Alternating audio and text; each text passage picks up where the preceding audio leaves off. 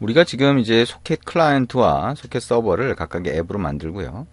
두 개의 앱을 하나의 단말에 실행을 한 거예요. 그죠? 그래서 서버를 먼저 시작을 하고, 그 다음에 클라이언트 시작을 했더니, 이 아래쪽에 로그가 찍혔죠. 그래서, 지금 보면 서버 쪽의 로그를 보면, 클라이언트에서 보내온 데이터, 그 다음에 클라이언트로 데이터를 다시 보냈다라고 하는 게 보이고요. 클라이언트 쪽에도 마찬가지로 서버에서 받은 데이터를 이렇게 출력할 수 있습니다. 얘기한 것처럼 이 액티비티라고 하는 거는요, 화면이 언제라도 종료될 수 있어요. 그리고 이 시스템에 이게 단말의 리소스가 적으면 언제든 중지될 수 있죠. 그래서 사실은 이 스레드라고 하는 걸 쓰는 것보다는 여러분이 서비스라고 하는 걸 만들어서 그쪽으로 코드를 만들어 놓는 게 좋습니다. 그래서 책에는 지금 이제 워낙에 이제 지면이 제한이 있으니까 이제 내용을 다 넣지 못했지만 이 네트워킹에서 모바일 단말 앱으로 해서 만약에 서비스를 구성하겠다 또는 서버를 구성하겠다라고 하면 서비스라고 하는 거를 백그라운드로 만들어서 그쪽에서 실행을 한다라고 생각을 하시면 됩니다. 일단은 그거는 조금 이따 한번 좀 더 상황을 보고 같이 한번 만들어 볼 수 있으면 만들어 보고요.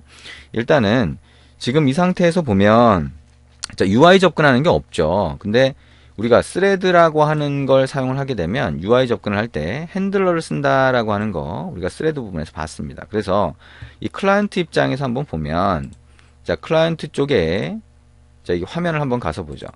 화면에다가 클라이언트 시작하게 되면 서버로부터 받은 데이터를 여기다 한번 뿌려보고 싶어요.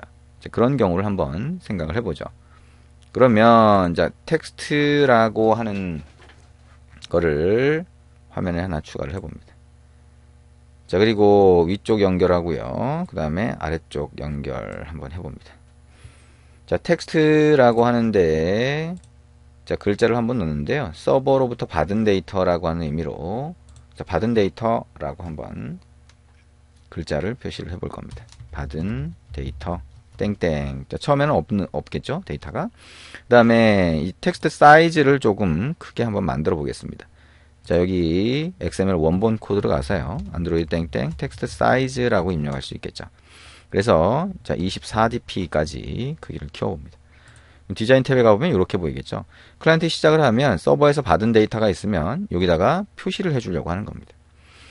그럼 이제 메인 액티비티로 와서 이게 텍스트 뷰라고 추가가 됐으니까 텍스트 뷰를 언제든 접근을 하고 싶으면 메인 액티비티라고 하는 클래스 안에다가 텍스트 뷰라는 변수를 선언을 하고요. 이 안에서 텍스트 뷰라고 하는 변수에 find view by id로 r.id.text 뷰를 찾아서 할당을 해줍니다. 이 텍스트 뷰에는 우리가 응답을 받으면 표시를 해줄 거예요. 그죠? set text로. 그럼 응답을 어디서 받았어요? 여기서 받은 거죠. input이라고 받은 게 받은 데이터. 응답이 됩니다. 그러면 어떻게 해요?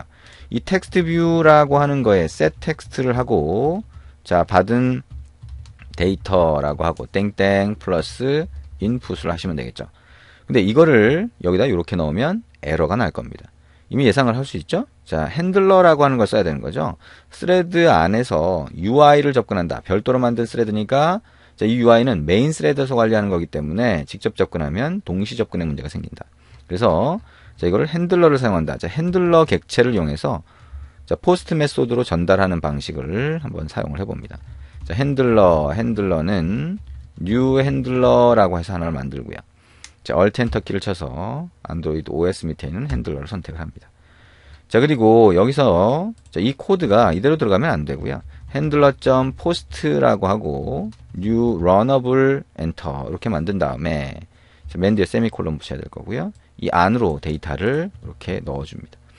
input이라고 하는 변수를 접근할 수 없으니까 빨간 줄이 나오죠. 그러면 여기 object input이라고 해서 데이터 확인하는 거를 변수를 final 키워드를 붙여서 상수처럼 접근할 수 있게 만들어줍니다.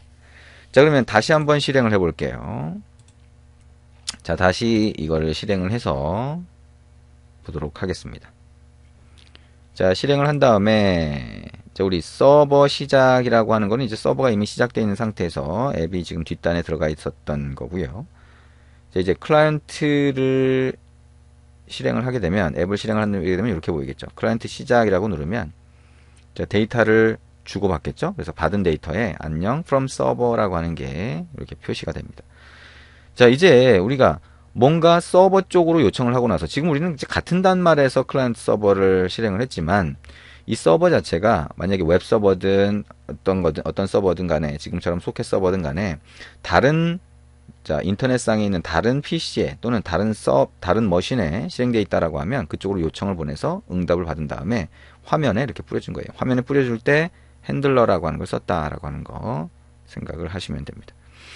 자, 이렇게 해서 클라이언트와 서버를 구성을 한 다음에 클라이언트 앱 쪽에서 받은 결과, 스레드 안에서 받은 결과를 화면에 표시하는 방법까지 같이 한번 봤습니다.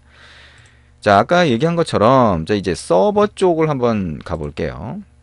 자, 그래서 책에는 기록해 놓지 않았지만 우리가 서버의 코드를 보면 클라이언트 코드도 뭐 비슷하겠지만 서버의 코드를 보면 서버 스레드라고 해서 액티비티 안에 넣어놨어요. 근데 서버를 우리가 실행하고 나서 화면을 계속 띄워놓는 경우는 사실 많지 않아요. 그러다 보니까 얘가 이 액티비티 자체가 뒤로 갈 텐데요. 그죠? 그 액티비티 스택 안으로 들어갈 텐데 그러면 시스템 리소스가 적으면 이 시스템이 이 액티비티를 강제로 종료시킬 수 있습니다. 그러면 서버가 죽어버리는 상황이 되겠죠. 그래서 이런 경우에는 서비스로 구성을 합니다. 여기서 오른쪽 마우스 버튼 눌러서 New 서비스, 그 다음에 서비스로 가면 우리가 서비스를 하나 만들 수 있어요. 그래서 이거를 서버 서비스라고 하는 걸로 하나 만들어 볼게요. 채팅이라고 하면 채 서비스라고 하는 걸로 만들 수도 있죠. 자, 피니시 누르면 새로운 서비스 클래스가 하나 이렇게 만들어집니다. 그래서 이 서비스라고 하는 거 안에 온바인드 안에 이제 이 커멘트 각주로 되어 있는 거 설명글은 삭제를 하고요. 좀 복잡해 보일 수 있으니까.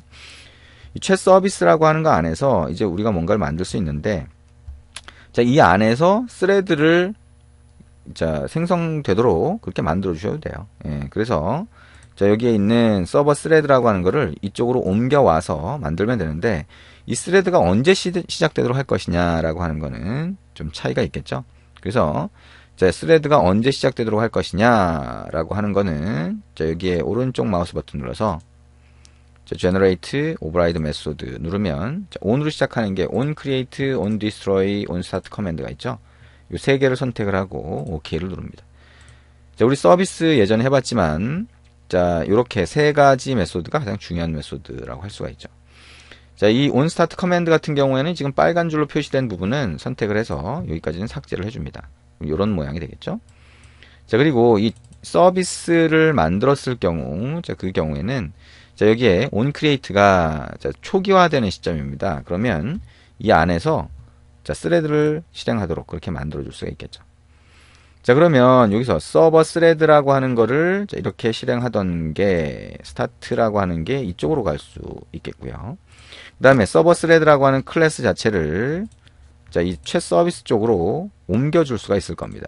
이 밑에까지 가서 이렇게 한번 넣어보죠.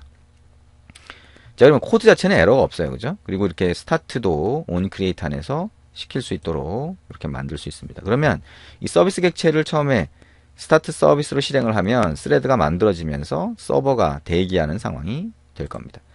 메인 액티비티로 다시 돌아와서 여기서 입력했던 클래스 정보는 여기서 커멘트로 바꿔주고요. 설명글로 이렇게 슬래시 별표 슬래시로 해서 설명글로 바꿔주고요. 이것도 직접 스레드를 실행하지 않는 방식이니까 이렇게 해주고요. 서비스를 이제 실행을 해줍니다. intent는 new intent라고 하고요. get application context 그 다음에 뭐예요? chat service.class라고 해서 이 서비스를 지정을 해줍니다. 그리고 이 intent를 start service라고 하는 걸 호출하면서 intent 객체를 넣어주시면 되겠죠. 그러면 chat 서비스가 없으면 만들어지면서 스레드가 실행이 될 겁니다. 이런 형식으로 다시 한번 서버를 실행을 하고요. 그 다음에 서버가 실행이 되면 클라이언트로 접속되도록 클라이언트가 접속하도록 만들어 봅니다. 우리 로그가 보이게 한 상태에서 서버 시작 한번 눌러보면 서버가 실행되면 되어 있죠. 그죠? 근데 이거는 서비스에서 실행을 한 거다라고 하는 것을 알 수가 있습니다. 그리고 이제 클라이언트를 다시 실행을 해볼 수가 있겠죠. 클라이언트를 실행을 하고 마찬가지로 로그가 보이도록 만들어 주시면 됩니다. 그리고 여기에 클라이언트 시작 누르면 이렇게 정상적으로 보이는 걸 알 수가 있습니다. 자, 그래서 좀 더 안정적으로 실행시킬 수가 있고요. 여러분이 가끔씩 이렇게 네트워킹 코드를 만드는데 이제 액티비티에다가 이렇게 넣었을 경우에 언제든 이게 종료될 수 있다. 그래서 서비스로 변환해야 된다라고 하는 그런 얘기를 이제 나중에 가면 들으실 수 있을 거예요. 그래서 서버뿐만 아니라 클라이언트도 서비스 쪽으로 옮겨주시는 게 훨씬 좋은 방법이라고 할 수가 있습니다. 자, 이렇게 해서 소켓을 이용해서 자, 클라이언트와 서버를 만들고 데이터를 주고받는 방법까지 같이 한번 해봤습니다. 우리가 다음에는 웹을 이용하는 방법을 한번 보도록 할게요.